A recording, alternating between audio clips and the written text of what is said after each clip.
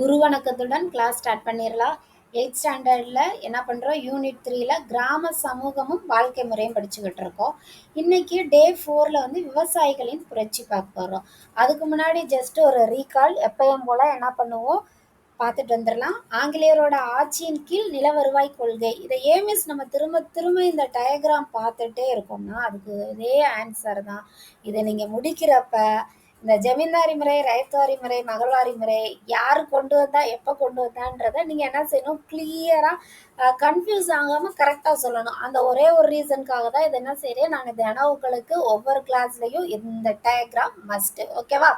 Just இந்த நீங்கள் அந்த கிளாஸை கவனிச்சுட்டு இதை நீங்கள் பார்த்தீங்கனாலே உங்களுக்கே தெரிஞ்சிடும் ஜமீன்தாரி முறைனா என்ன, அதை யார் கொண்டு வந்தா, காரன்வாலிஸ் எப்போ கொண்டு வந்தார், 1793.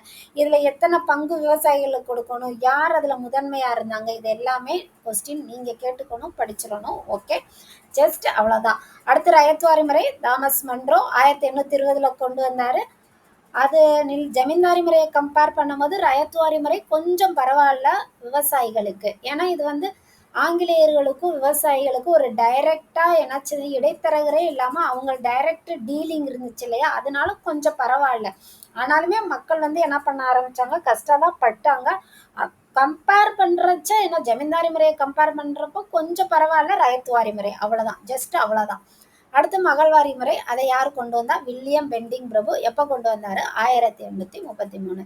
அவ்வளோதான். ஓகேவா? இன்னைக்கு நம்ம கிளாஸ் ஸ்டார்ட் பண்ணிடலாமா? ரைட். இப்போ விவசாயிகளின் புரட்சிகள், ஏன் விவசாயிகள் புரட்சி பண்ண ஆரம்பிச்சாங்க, அதுக்குரிய ஆன்சர் தான் லாஸ்ட் ஸ்லைடு பார்த்தது. என்னன்னா இந்த 3 முறையினால தான், ஜமீன்தாரி முறை, ரயத்வாரி முறை அண்ட் மகள்வாரி முறை.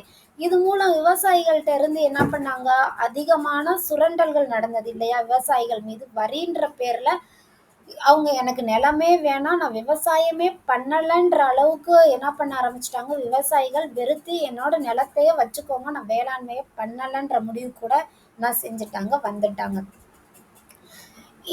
இதுதான் புரட்சிகளும் இயக்கங்களும் உருவாகிறதுக்கு, ஏன்னா அது புரட்சிகளும் புரட்சிகரமான இயக்கங்களும் ஒரு கழகங்கள் உருவாகிறதுக்கு காரணம் என்னன்னா இதுதான். நீங்க வேணா வாசித்து பாருங்களேன்.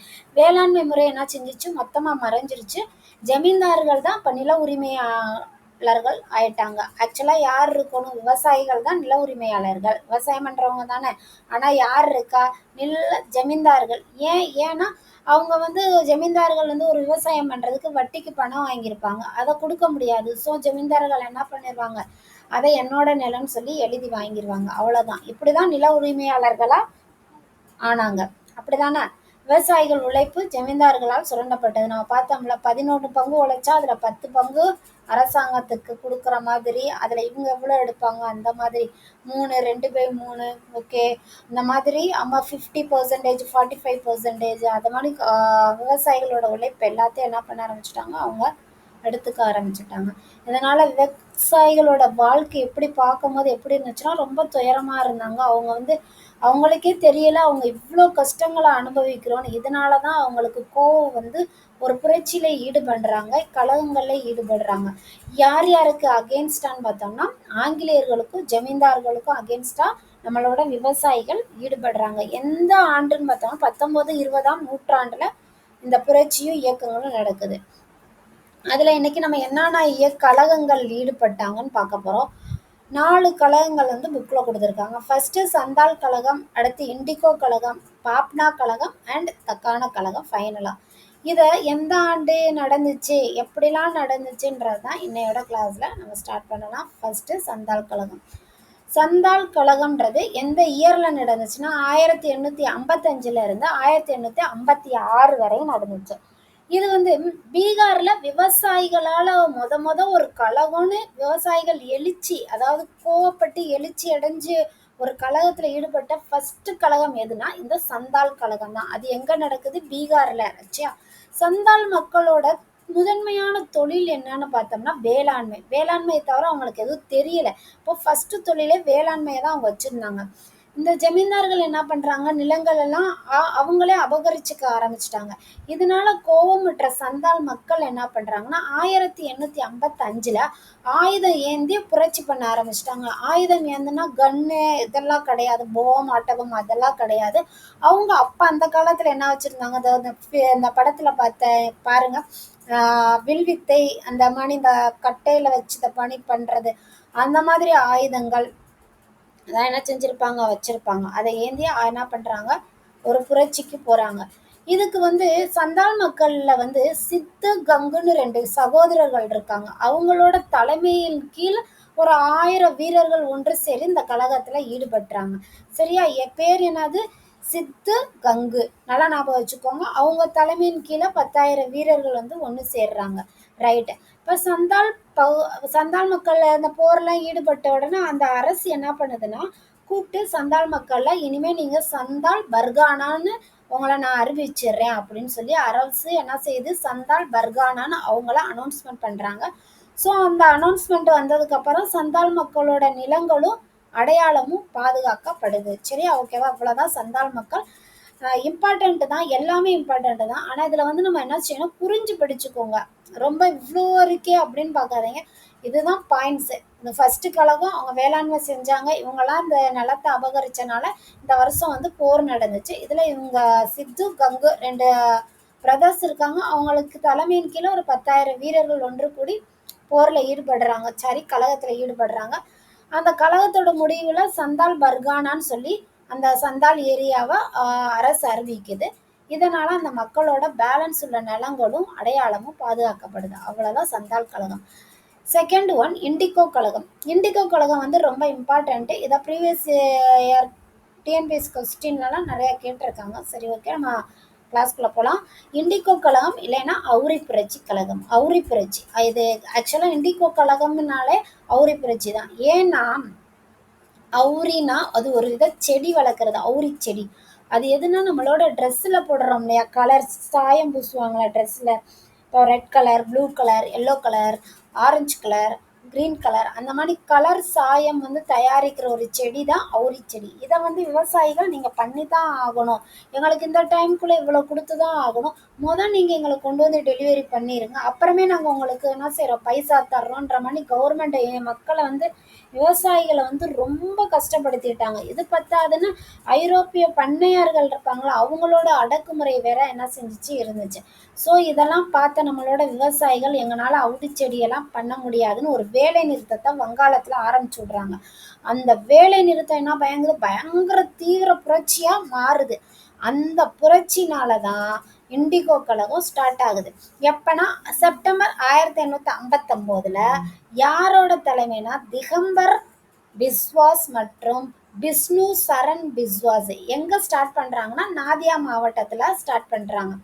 அப்புறம் அரசு என்ன பண்ணுதுன்னா 1860ல ஒரு ஆணையத்தை, அவ்ரி ஆணையம்னு ஒரு ஆணையத்தை அமைக்குது. இந்த ஆணையத்தோட பரிந்துரையின்படி 1862ல சட்டம் பாகம் 6 வந்து வெளியிடுறாங்க, இல்லைன்னா உருவாக்கிறாங்க. சரியா?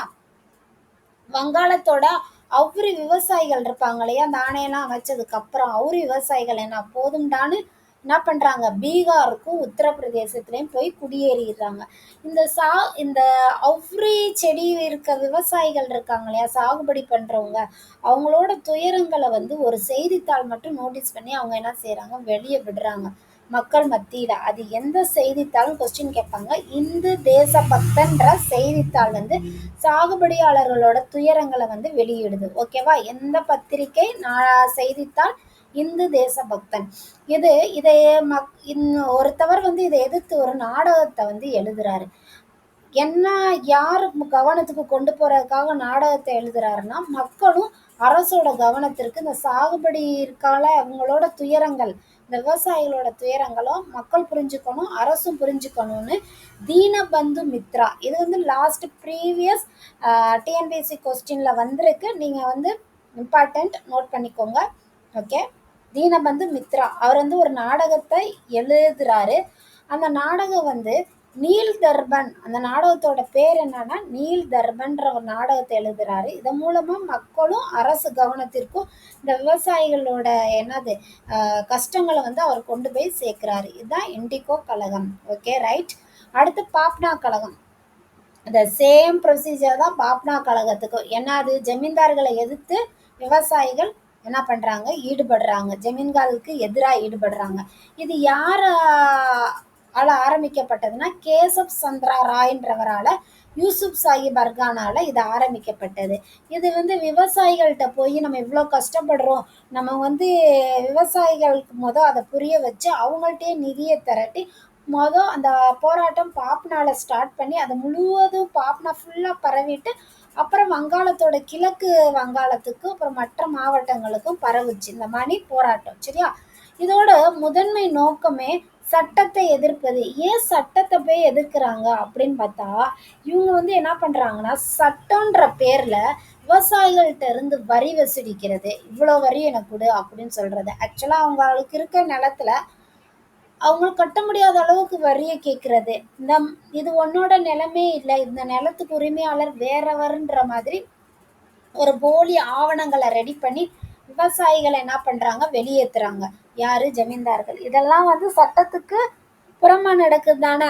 அதை வந்து அதனால இவங்க என்ன பண்றாங்க, சட்டத்தையே எதிர்க்கிறாங்க. ஆனா இந்த கழகம் நடந்து பாப்னா கழகம் முடியும் போது அவங்களுக்கு சட்ட விழிப்புணர்வு கிடைச்சிருது. யாருக்கு? பாப்னா மக்களுக்கு சட்டத்தை பத்தின விழிப்புணர்வு கிடைச்சு அவங்களோட உரிமையை அவங்க என்ன செஞ்சுக்கிட்டாங்க, மேம்படுத்திக்கிட்டாங்க. இதுதான் பாப்னா கழகம். எப்போ நடந்துச்சு? 1873 இருந்து 76 வரையும். ஓகே. கடைசி ஃபைனலா தக்கான கழகம். இது எப்போ நடந்துச்சுன்னா 1875. எங்க நடந்துச்சுன்னா பூனா மாவட்டத்துல. அதே தான், இந்த சேம் தான், விவசாயிகள் தான் கழகத்துல ஈடுபடுறாங்க.